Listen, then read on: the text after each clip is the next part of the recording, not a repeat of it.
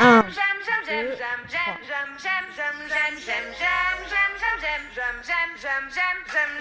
bonjour à tous. Pour ce nouveau confinement, nous avons décidé tous les jours de vous proposer nos coups de cœur. Donc un film, une musique, un album jeunesse ou un coup de cœur jeunesse et un roman. Pour notre première, on va commencer par Palmyra qui nous présente le son du jour. Alors, pour une fois n'est pas coutume, je vais vous présenter un album pour enfants d'un duo franco-suédois, Sota Salta, qui ont écrit des chansons qui sont vraiment super, poétiques, impertinentes, explosives. Elles s'accompagnent d'instruments qu'elles ont inventés elles-mêmes, de vibraphones, d'objets incongrus. Et en plus, elles ont mis en musique quelques textes de Robert Descamps. Avez-vous vu tous ces petits yeux qui nous regardent dans le noir? Comme c'est curieux, comme c'est curieux. Avez-vous vu ces grandes oreilles qui nous écoutent comme c'est étrange? Ont-ils des ailes, ces petits anges?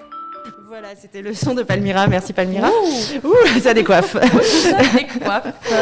Je propose à Nadège de nous présenter son film coup de cœur. Ah, mais oui, par exemple, bonjour. Alors moi, je vous présente Rebelle, un film d'Alan Mauduit qui a été remarqué au Festival de l'Alpe d'Huez. C'est une comédie française.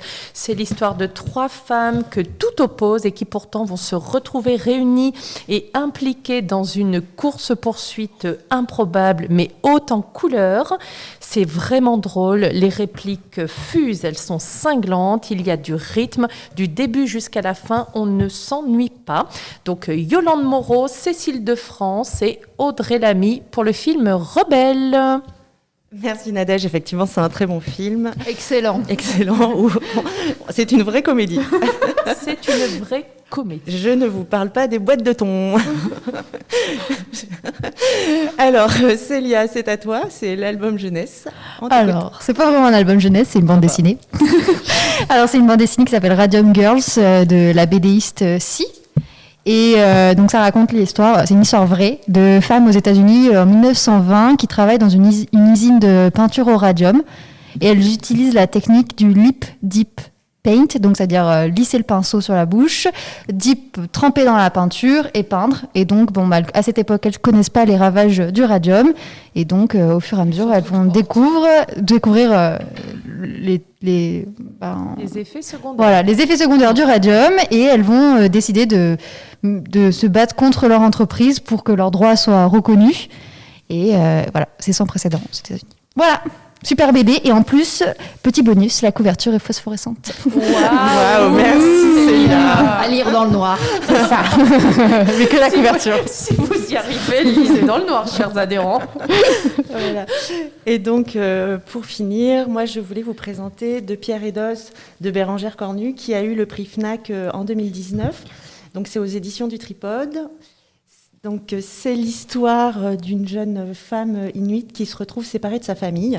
Donc, pour ne pas spoiler l'histoire, je vais juste vous dire qu'on retrace le monde des Inuits, leurs traditions, leurs coutumes, et on voit comment petit à petit les Européens, les invasions de leur territoire va les amener à disparaître et à perdre leurs coutumes. Voilà. Donc c'est une très belle histoire, ça se lit comme un conte, et voilà, c'est mon coup de cœur de la semaine. Voilà. Donc bravo, on espère que ces chroniques vous ont plu, et donc n'hésitez pas à emprunter ces documents, ils sont disponibles à la médiathèque. Nous sommes là du lundi au samedi pour récupérer vos commandes. On les récupère par téléphone. On peut vous faire aussi des suggestions, nos coups de cœur. On vous écrit aussi par mail. Si vous n'arrivez pas à vous connecter sur le site, nous, on est là pour vous aider. Donc, n'hésitez pas à nous contacter du lundi au samedi. Voilà, à très bientôt. À bientôt. À très bientôt. Prenez soin de vous. J'aime